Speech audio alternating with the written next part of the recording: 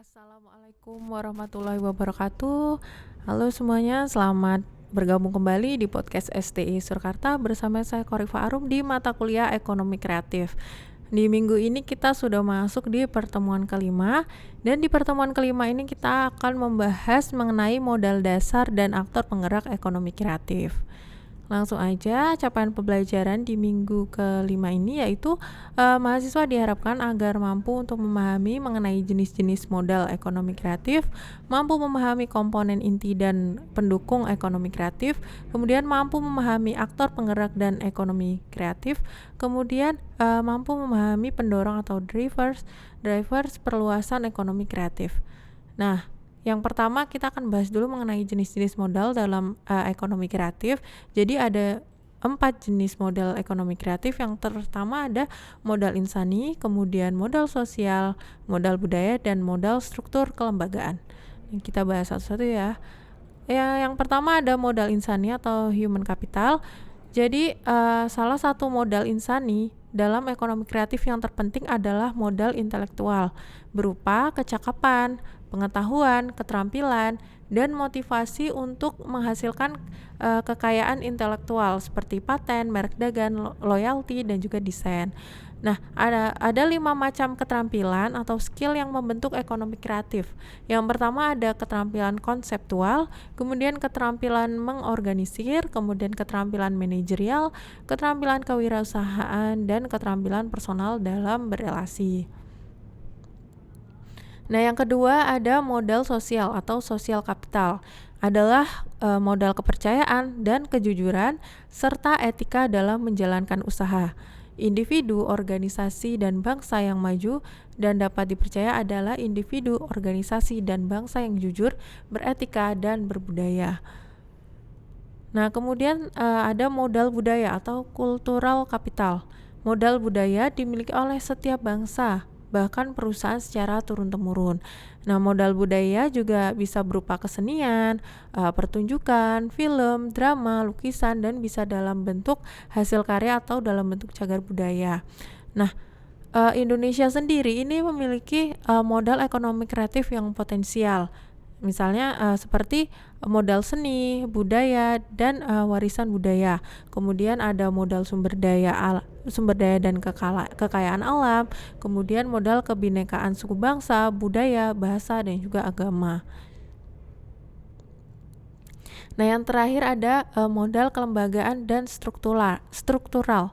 Jadi modal kelembagaan dan struktural ini merupakan modal yang diperlukan oleh industri kreatif yang berasal dari pemerintah dalam membentuk kebijakan yang dapat mengakomodasi dan melindungi industri kreatif.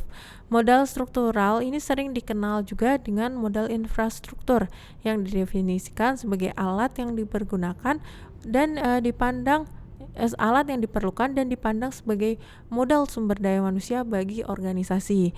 Nah, untuk menciptakan modal infrastruktur ini diperlukan modal institusional atau kelembagaan yang dapat melindungi, membina, mengarahkan, mengakomodasi, serta menciptakan iklim dalam ekonomi kreatif. Nah, kemudian kita akan membahas mengenai komponen inti dan pendukung ekonomi kreatif. Jadi, untuk komponen inti, ini merupakan komponen utama pelaku ekonomi kreatif yang meliputi individu, kelompok, dan perusahaan yang menghasilkan produk. Kemudian ada komponen pendukung. Komponen pendukung ini yang mendukung terciptanya iklim ekonomi kreatif. Nah, ini ada 3 komponen inti dan komponen pendukung dalam ekonomi kreatif yang terdapat di suatu daerah. Yang pertama ada the creative cluster atau kelompok kreatif, yaitu perusahaan, kelompok, dan individu yang secara langsung maupun tidak langsung menghasilkan produk kultural. Kemudian ada the creative workforce ini atau tenaga kerja kreatif. Ini merupakan orang-orang pemikir dan pelaksana yang dilatih secara khusus dalam keterampilan budaya dan artistik yang mendorong kepemimpinan industri yang tidak hanya terbatas pada budaya dan seni. Kemudian yang ketiga ada the creative community atau komunitas kreatif. Jadi tempat konsentrasi area geografis dari pekerjaan kreatif, bisnis kreatif, dan organisasi budaya. Nah, ini ada aktor penggerak ekonomi kreatif. Jadi, aktor penggerak ekonomi kreatif itu ada 3. Yang pertama intelektual, bisnis, dan juga government atau pemerintah ya. Ketiga aktor ini disebut dengan triple helix. Nah, interaksi triple helix akan menciptakan ruang atau space sebagai berikut.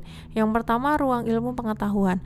Di ruang ini, individu dalam berbagai bidang ilmu berpartisipasi dalam pertukaran informasi, ide-ide, gagasan, wacana, dan konsepsi-konsepsi baru. Kemudian ada ruang konsensus. Di sini mulai terbentuk komitmen yang mengarah pada inisiatif. Kemudian ada ruang inovasi, di mana di ruang inovasi ini tercipta menjadi modal pengetahuan berupa munculnya realisasi bisnis, realisasi produk baru, dan partisipasi dari kelembagaan keuangan. Nah, dalam ruang tersebut akan terjadi interaksi dan komunikasi yang dinamis antara intelektual, bisnis, dan government atau IBG sebagai berikut. Nah, yang pertama ada cendekiawan atau intelektual. Yang pertama pendidikan dan pengajaran, penelitian dalam rangka pengembangan ilmu teknologi dan seni. Kemudian ada pengabdian kepada masyarakat dengan cara memperluas ilmu pengetahuan dan teknologi. Kemudian ada pembisnis, itu sebagai pencipta dan pembentuk komunitas dan entrepreneur kreatif.